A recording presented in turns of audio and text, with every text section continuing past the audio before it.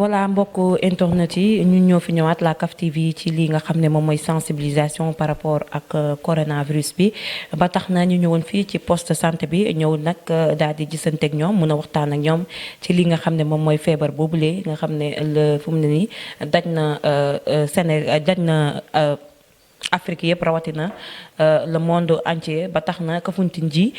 sànq bu ñuy wax ak monsieur le maire nee na cas bi amagu fi te yàlla bu mu fi am yàlla na yem foofu mu jóge te foofu tamit yàlla na fa jeex tey nag ñu ñëwoon ci poste de santé bi daal di waxtaan ak ki nga xam ne mooy le chef de poste mu daal di waxtaan ak ñun tuuti lan mooy virus coronavirus bi nan lay ñëwee nan lañ koy xamee ak yan disposition la ñu war a jël par rapport à ça ñu ngi lay nuyu monsieur. maa ngi leen di fay yéen ñëpp waa CAF TV donc di rafetlu vraiment seen teewaay bi fii ci poste de santé de Kafountine donc man maa ngi tudd Brahma Fabouré man maa nekk infirmier chef de poste fii Kafountine quoi. yaa ngi ñëw fii depuis combien de temps. bon fii officiellement le 16 août laa jëlee service. waaw fii Kafountine.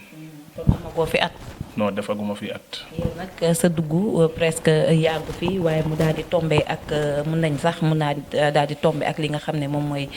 feebar bi bii di coronavirus te ñëpp xam nañu day wàlle te mu ngi ci Sénégal am nañ ci ay cas ñu laaj la d'abord lan mooy coronavirus. donc question bi rafet na donc c'est pour juste préciser su ma ñëw fii Kafountine yàggul. mais maa ngi yoon ci secteur bi parce que jànnaa laa jógee ñëw fii Kafountine donc ku nekk jànnaa presque xam na Kafountine te également jàngee naa jànnaa te Kafountine ci école 1 bi laa defee sama entrée en 6e donc xam naa Kafountine. maîtriser nga commune bi. waaw commune bi maîtriser naa ko xam naa commune bi donc bu ma ñëwee sax dem naa ba ci île yi donc visité naa fépp fu nga xam ne daal sama zone de responsabilité moom. weer yi ma fi def moom teg naa fu tànk xam naa nit ñi nu ñuy dundee ak nu ñuy kiyee moom donc amul lu ma ëmp daal ci sama zone bi quoi donc dem naa fu waaye nekk moom pour seen besoin de santé quoi. mën nañu wax sa dugg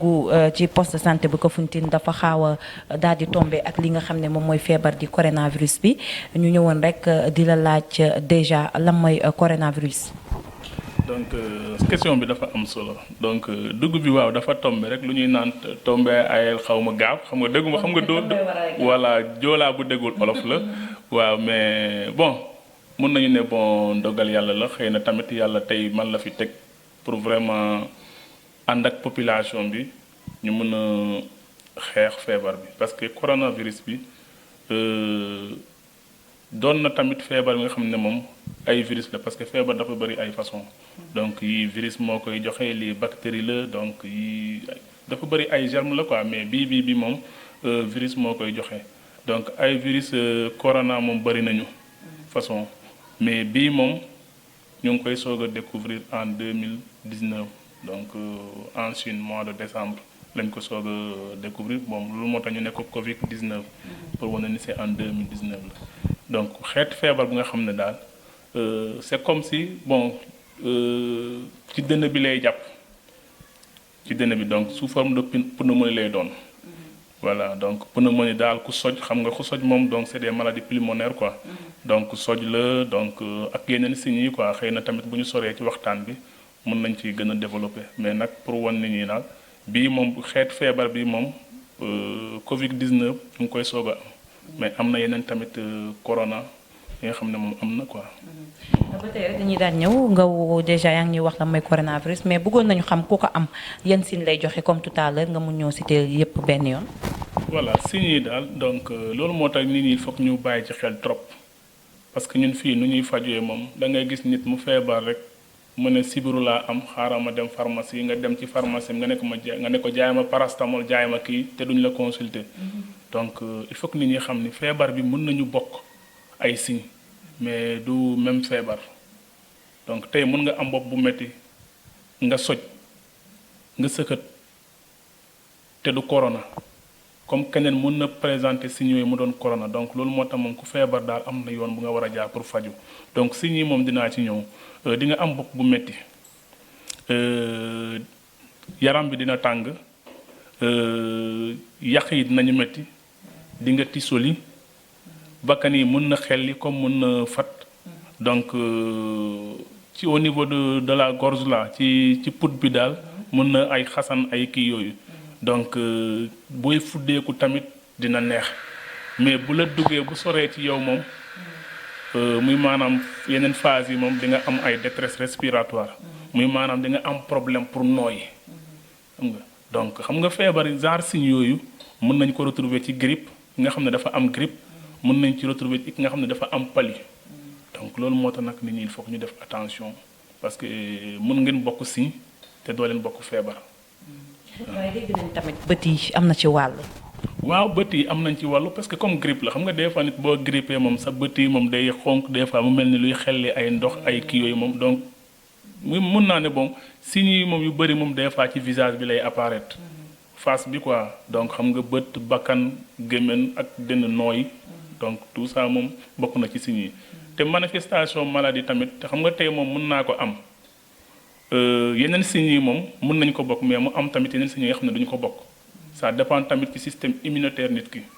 donc ci yaram nit ki yaram lan la toléré donc mun loolu moo tax moom du signes yi nga xam ne moom mun nga parce que léegi sax nit ñi ñu ngi naan commencé na dugal yeneen signes donc c'est pour dire que virus daal. comme yan genre signe la. am na ñi nga xam ne moom déglu naa benn témoignage benn médecin kooku France la donc réanimateur la. donc dafa ne carrément ku ñu jot a am noonu moom foofu présenté wul même pas fièvre présenté wul dara mais dañoo ñëw rek ñu kii ko mu am yeneen signes yi mais yooyu bokkut donc c'est pour dire nit ñi que virus laal day am ay mutation day am ay changement waaw. d'accord moom coronavirus boobu la nan lay wàllee nit. walla wàll bi boo xoolee signes yi war nga xam ne tamit wàll bi tamit day fa lu war a yomb la waaw pour mu wàll nit dafa yomb mais tamit war nañu gën a fagaru parce que feebar bi nga xam ne daal boo déggulee nit ñi lu ñuy wax dañuy naan nañu wàññi joxante loxo yi parce que nag boo joxee loxo nit parce que xam nga moom ku soj des fois boo defee nii rek yaa ngi ak germe yi donc wala nga yor sa mouchoir nga fomp sa loxo yi mais li nga fomp noonu germe yaa ngi sa loxo virus baa ngi sa loxo boo joxee nit ki loxo moom mën nga ko wàll donc nit ki mu feebaree muy tisooli boo leen taxawee nii moom bu amlee distance 1 mètre moom bu tisoolee bu dalee sa kaw moom dalay wàllu feebar bi parce que nag bu fekkente ne distance bi dafa toll 1 mètre et plus donc xam nga lu muy génnee noonu salive bi ak luy génnee ci bakkanam day diis day wadu ci suuf donc du la mën a won te tamit ak tamit contact parce que nag mun naa am feebar bi sama loxo yi ma laal fenn par exemple ubbi bunt bi bu fekkente man am naa feebar bi ma ubbi bunt bi yow boo ñëwee jàpp bunt bi moom dina la wàll donc feebar bu nga xam ne daal am ko dafa yomb trop waaw dafa yomb trop. est-ce que nga bokk ak nit benn potu naan wala bokk ak nit benn bool pour lekk kuddu da koy wàll. donc kuddu bi moom mun na wàll parce que lu tax kooku bu infecté loxo la dañoo ne contact ou bien objet infecté donc tey lu tax ñu ne nit ñi nañu moytu abalante yeneen matériels yi parce que mun naa téye sama portable man mi nga xam ne am naa virus bi après ma àll la ko mais bàyyi naa germe bi ci kii bi ci portable bi boo ko jëlee tamit takkal nga sa loxo te boo takkalee sa loxo moom boo laalee sa kanam wala sa bëkkan sa bakkan wala sa bët yi jël nga feebar bi donc loolu moo tax tamit ñu ciy kii donc bu fekkente ne kooku moom amul benn feebar bi moom mën ngeen abalante ay yooyu mais bu xasee ba am feebar bi moom boo laalee bunt bi nga bàyyi fa germe yi wala nga def lii nga laal par exemple fii bu nekkee ni table man fii lay liggéey lu nekk ma laal fa boo ñëwee laal loolu tamit da ngay am feebar bi parce que déposé naa germe yi fu may liggéey kon loolu solante yére bi dañ ko war a moytu njoobee ni ak njaay ni aussi ngeen moytu xaalis bi ngeen di joxante xaalis tamit xam naa ni affaire bi mun na cee loolu. waaw mun na ci kii parce que nag daanaka seen sax amoon na benn temps yi nga xam ne dañu doon désinfecté billets yi donc li nga xam ne daal écoulement la soj bi la ay kii yooyu donc liquide la donc xam nga bu ma ko laalee ma laal lii mais nag am na ay temps yi nga xam ne donc virologue yi moom du am nañu mun nañu wax ñaata temps lay durer mais bu fekkente ne jokkante xaalis nii léegi te man ma am ko moom nu mu la mënee noo ko mënee jël ak portable yi moom mun nga ko jëlee tamit ak xaalis bi. donc bu ñu bàyyi daal benn buntu quoi. kon nañ bàyyi xel baax a baax njóobe ni ak njaay ni comme ni ma ko waxee dañoo bëgg xaalis loolu ñu moytu xaalis bi aussi di si laal si gel yi ñu ñëwaat ba tey rek ci disposition yoo xam ne moom ngeen jël fii ci hôpital bi sànq ba ñuy dugg si gis nañu ñu teg benn pëllu ak saabu foofu nga xam ne mooy buntu poste de santé bi gis nañ fa ay agents yoo xam ne ñooy imposer ñi ñu dem raxasu saabu bi ñuy teg kii ñëw laal amul leneen lu ko am du def dara daal d'abord balaa ngay propre ndax ñëpp mën nañ bokk benn saabu bokk. non saabu bu du def dara xam nga saabu ñu ne day rey germe donc loolu moom antiseptique la loolu moo tax ñu créé saabu pour rey donc ñi nga xam ne ñoom ñoo def ay jàngat ay gestu ci virus bi gis nañ saabu bi mën na ko rey. kon ñaar ba ñetti nit mën nañ raxasoo benn saabu. yàqul dara mais nag. ku nekk su mu nee am tamit dispositif boppam moo gën a rafet moo gën a baax mais xam nga tamit ñu ngi ci ay situation yoo xam ne moom boo waxee nit ñi moom ku nekk na jënd saabu ku nga xam ne amul saabu nan lay def donc loolu moo tax raxas ak saabu bi nga xam ne moom teg nañ ko benn bërëb yàqul dara ci kii bi ça ne veut pas dire que di nga ko am lu ñuy bañ mooy maanaam nit ki daal mu laal fu nga xam ne daal saabu nekkul foofu keneen mu ñëw laal foofu. mais boo ñëwee raxasu moom le fait ngeen partager saabu bi moom loolu yàqul dara parce que leneen rek la ñuy bañ par exemple ngeen sotti benn ndox nii ku ne ñëw rek dugal foofu loxoom raxasu. loolu ku njëkk a raxasu. moom moo fay rek mais ñu ci nekk moom presque germe yooyu moom ngay yóbbuwaat. donc c'est différent ak saabu bu nga xam ne kii mais nag bu fekkente nit ñi dinañu am ay saabu liquide yooyu moom baax na. ba tey rek ci mbirum matériel yi pour fagaru ci li nga xam ne moom mooy coronavirus bi thermoflash yi am ngeen ko fii. bon bisu sa question bi daal dama ko doon xaar amaguñu ko thermoflash pour wax la dëgg benn thermoflash la ñu am pour district Diouloulou waaw et district Diouloulou mu ngi consi ñaata point de prestation 23 points de prestation pour benn thermoflash donc xamal ni loolu du ay moyens donc dafa néew trop waaye léegi ñun ban stratégie la ñuy jël muy maanaam fu waay nekk ak vraiment commune bu nekk wala dëkk bu nekk ñu xool ak lu ñu yor comme ay moyens nu ñuy compléter moyens nga xam ne yooyu ñoo manqué en attendant la réaction de l'État donc da ngay gis niveau central nga ñëw niveau régional nga ñëw district ba ci poste donc information bu ñu am muy maanaam région médicale de Ziguinchor 5 thermoflash lañ leen jox donc 5 thermoflash muy maanaam district bu nekk benn thermoflash bu ñu ko naree séddale donc muy maanaam poste de santé mënul am donc léegi au niveau du district yenay xool fan ngeen koy teg ndax da ngeen koy teg ci district bi wala da ngeen koy teg benn point frontière bu nga xam ne daal foofu la nit ñi di dugg comme par exemple bu district de Diouloulou donc Siliti lañ koy teg nga xam ne foofu moo nekk frontière bu nga xam ne moom nit ñi foofu la ñuy jaar mais laata nag am na ay yeneen yoon yu nit ñi di jël mais nag puisque ñun frontière bi moo ëpp kaaraange fu nit ñi foofu la ñuy taxawal ak douanier ak kii yooyu moom donc foofu lañ ko teg mais au niveau des autres postes moom amaguñu. mais yaakaar ngeen di ngeen ci am lu mu gën a gaawee. voilà parce que loolu le maire vraiment mu ngi ciy liggéey quai de pêche bi tamit ñu ngi ciy liggéey Jeunesse Kafountine tamit ñu ngi ciy liggéey ak CDS bi fii ñun tamit wàllum au niveau du poste de santé ñu ngi ciy liggéey ñu ngi ut tamit yeneen thermoflash parce que dañoo xam ne tamit mënuñu xaar lépp ci nguur gi donc ci combat boobu la ñu nekk ni lancé nañu te am nañu yaakaar incha allah yàlla mën nañu sutura ñu am ay thermoflash donc ci collaboration quai de pêche bi monsieur le maire ak Jeunesse Kafountine boole ci CDS poste de santé Kafountine ñu ngi daal def ay démarches pour am ay yeneen thermoflash yi nga xam ne daal dinañu yombal liggéey bi dina tax tamit agent de santé yi du ñu exposé parce que lu ñu yor fii ay thermomètre la te boobu pour nga xool nit ki température il faut nga ñëw jege ko nga dugal ko ci loxoom ci pokotaanam xam nga yooyu tamit te feebar bi ñu ne daal nañu moytu contact yi te yow yaa ngi koy laal donc yow en tant que agent da ngay exposé donc loolu moo tax thermoflash yi moom dafa am solo trop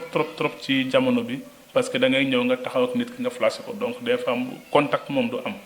waaw matériel yi nga xam ne moom ngeen soxla woon pour mën a fagaru ci li nga xam ne moom mooy maladie bi ndax yéexul egsi wala da ngeen koy yéex a déclaré. xam nga tamit lépp loo gis processus la donc te tamit boo commencé processus la tëral nañu suñu plan d'action bi fan la ñu commencé dañoo commencé ci ay sensibilisation ñu def caravane donc caravane bi nag bu ñu koy organiser dem nañu waxtaan ak maire bi waxtaan ak quai de pêche bi vraiment ñu def tamit benn émission ci rajo CAF FM ñu ubbil ñu bunt yi quoi donc muy que ça soit au niveau de la mairie au niveau de la rajo CAF FM ak au niveau de quai de pêche ñoom ñëpp ñu boole seen doole ñu def caravane bi Kafountine ba Abéné donc pour ñu sensibiliser nit ñi yëgal leen vraiment jumtukaay yi nga xam ne yooyu la ñu war a utiliser ak les mesures yi nga xam ne yooyu la ñu war a utiliser pour xeex feebar bi donc ci plan d'action boobu ñu convoqué waat encore réunion poste de santé yëpp délégué de quartier yëpp fii ba île ak certains acteurs ñu ñëw participer ci réunion boobu pour xool au niveau de la commune de Kafountine naka la ñu war a def ban plan d'action communal la ñu war a def vraiment pour aar suñu population bi donc ci plan ci kii boobu ci moyen de lutte boobu la ñu dégager expression de besoin xam nga tamit mënoo def léegi expression de besoin léegi suba ñu jox la ko donc aussi tamit bu ñu defee loolu ñoom tamit ñu ngi def seen jéego donc xam nga administration tamit dafa xaw a yéex donc xam naa ne tamit il faut ñu def ay tracasseries ñu dem trésor gars yi def circuit bi xëy na loolu moo xaw a yéexal affaire yi mais nag am naa yaakaar ni vraiment fii balaa bu suba daal matériel bi dina egsi quoi. d'accord ñuy laajte tamit ndax am na ay personnes de bon volonté yoo xam dañuy bëgg a ñëw jàppale jël engagement individuellement ndax jot ngeen recevoir gens yi ñooñu. donc engagement yooyu damay commencer vraiment féliciter ay xale yi nga xam ne daal waa Kafountine lañu donc ñëw nañu fi te kooku bon boogaa la tudd. bu mu déggee feebar bi moom dafa ñëw déplacé ba fii mu ne maam ñun ay jeunes lañu amuñu xaalis amuñu dara mais bëgg nañu ñu jàpp tamit ci waxtaan bi ci sensibilisation bi donc ci seen collaboration également la ñu mënee sensibilisation xam nga tamit nit mën nga bañ a am xaalis mais nga ñëw joxe sa doole wala sa idée donc mais pour le moment daal benn dotation la ñu jot nga xam ne moom de bon individuellement nga xam ne moom moo tudd turam bi naka ñu ne ko Moro Demba moom moo indi benn carton gel donc pour ñu dimbale ci xeex bi donc moom la ñu jot a enregistré ni indi na fi dara mais xëy na tamit nit ñi ku nekk mu ngi xool tamit lan la mën a apporter ci combat bi parce que combat bi du combat hôpital la du combat mairie la du combat quai de pêche du combat CAF TV donc combat ñëpp la parce que feebar yi nga xam ne daal bàyyiwul kenn xamul jullit xamewul catholique xamewul kii am na wala amul donc ñun ñëpp daal war nañu boole suñu doole pour ñu mën a xeex feebar bi donc maa ngi lancé également appel ñi nga xam ne daal jàpp nañu daal mën nañu contribuer ci xel wala ci moyen pour xeex feebar bi vraiment ñu xam ne daal waxtu bi jot na quoi. d'accord suñuy renseignement dégg nañu jeunesse Kafountine aussi itam ñoom tam toog nañu waxtaan ci mbir boobu la xool yu ñuy jàppale poste de santé bi ak population bi ndax am na cellule boo xam ne da ngeen ko taxawal pour yéen ñëpp ngeen mën a déggu ci benn kàddu mën a régler mbir boobu vite fait. ok donc cellule bi proprement bi taxawuñu ko taxawuñu benn cellule bi la mais idée bi moom idée bu baax la. mais xam nga tamit affaire de santé moom am na fu mu nga xam ne ñoom ñoo gën a yelloo ci cadre boobu donc point focal bi moom c'est ici au niveau du poste de santé donc ñoom également ñu ngi ciy def ay jéego donc bu may lim fii ñi nga xam ne daal ñoom ñooy activé wu pour ut ay thermoflash yi ñu xool tamit yan jumtukaay la ñu mën a yokkal poste bi lim naa leen ci parce que démb seen président bi maa ngi koy nuyu de passage donc jaar après bu ñu paree seen réunion bi jaar na fii ci au niveau du poste mu def ma compte rendu bu ndaw bu nga xam ne daal loolu lañ jot jàpp donc te xam naa ne vraiment maa ngi ñaan yàlla mu doole leen ba lépp li nga xam ne jàpp nañ ko pour dimbale poste bi dimbale askan Kafountine ci xeex feebar bi vraiment ñu mun ko motali pour ñu mun ko comme ça ñu mu facile quoi ak ñu mun ko mettre en œuvre.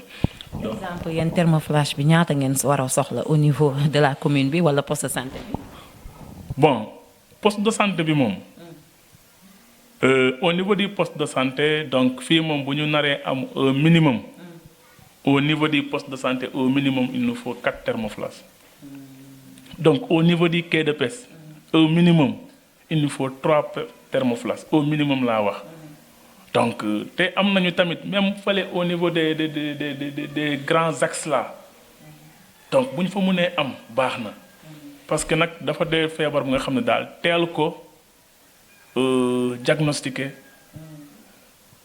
moo gën a baax que nga yéex parce que nag wàll bi comme nu ñu ci waxtaanoon sànq dafa gaaw parce que nit ki tamit ak presque képp ku mu dajal moom mu toog waxtaan ak moom ñu saafante nuyante moom presque waju jox na la feebar bi. dañu rappelé rek ba tey yéen a ngi sur la CAF TV donc ñëwoon fii ci poste de santé bu Kafountine ñëw waxtaan ak ki nga xam ne moom mooy le chef de poste ci li nga xam ne moom mooy feebar bi di coronavirus luñ koy bëgg a laaj rek mooy ndax fii jot nañ fee gis benn cas xam naa jotuma la koo laaj. waaye sa question boobu moom mais dama lay njëkk ne boo nga toucher du bois voilà balaa ma lay tontu. Parce que daal vraiment suñu xeex bi xam nga fan lañ ko gën a focaliser pour ñu bañ a am cas waaw loolu moo tax dañuy déglu ma rek suñu xeex bi fu ñu ko gën a focaliser pour ñu bañ a am cas ñu sensibiliser population bi nit ñi nañu raxas seen loxo ñu wàññi daje yi vraiment ñu wàññi ay ngénte yi moom boobu moom sax heureusement gouverneur bu muy defee intervention moom wax na ko carrément dajee moom nañ ko nit ñi suspendre mais nag macha allah yàlla nag continuer nii Kafountine daal enregistré guñu cas te amaguñu tamit cas suspect bu nga xam ne moom dégg nañu ko fii ni am na cas suspect parce que nag tey moom bu ñu naree ne am na cas suspect moom première bi nga xam ne moom bu ñu sera impliqué moom muy maanaam ñun ñu nekk fii parce que tey yàlla dafa dogal ñun ñoo yor wàllum santé bi fii Kafountine donc nit peut-être mën na jàpp noonu mu woote parce que numéro yi moom joxe nañu ay numéro vert ku nekk daal mën na toog woote ak xalaatam mais nag fii moom amaguñu cas suspect amaguñu cas confirmé te yàlla buñ ko am te tamit ñuy ñaan vraiment fu mu nekk daal na fa yem te na fa jógee quoi waaw. voilà dégg ngeen loolu suñu chef de poste bi wax ni Kafountine fii gisaguñ fi benn cas amul benn cas suspect ñu ñaan yàlla na continuer noonu feebar bi fépp foo xam ne ma nga fa ci Sénégal ci àdduna bi yàlla na ko yàlla jeexal mu dem sa jaww ja wala ca àll ba ñoo xam waaye yàlla na fi jeex ndax xam fu mu ne nii activité yëpp a coupé kenn mënatul def dara xel yi dalu ñëpp a ngi ragal ba tax na faaw ñu jóg fagaru comme li ñu wax fagaru moo gën faju nañu fexe ñuy raxas suñuy loxo ak saabu wala ñu utiliser gel yi mun a muslu ci feebar boobule ñu jox la nga wax sa dernier mot ak ban appel ngay lancer à la population. D'accord donc appel bu may lancer population bi vraiment muy maanaam ñu jàppale ñu il faut que ñu jàppale ñu lan mooy jàppale bi soo xamee ni lii moom dañ ko tere parce que lii moo am vraiment nga ànd ci xeex bi loolu mooy sa participation ci xeex bi. te war nga xalaat ni amoon na ay temps waxuñu kenn lii mais bu ñu demee ba jël ay décisions yi ba gouvernement bi di tëj ay école di ne gars yi nañu limiter rencontre nañu xam ni vraiment la situation est sérieuse donc vraiment population bi nañu jàppale fépp fu waay dem ñu ne ko defal lii vraiment na ci ànd ak yar ak teggin vraiment ñu jàppale nit ñi parce que nag loolu moom bu ñu ko deflee moom suba moom leneen bu ci amee du ñu ne diw la mais ñun ñëpp ñoo responsable te li nga xam ne daal bu xasee bu dugg ci moom kenn xamul kañ lay jeex kenn xamul kan moo ciy mucc donc vraiment na ñëpp ànd ñu doon benn.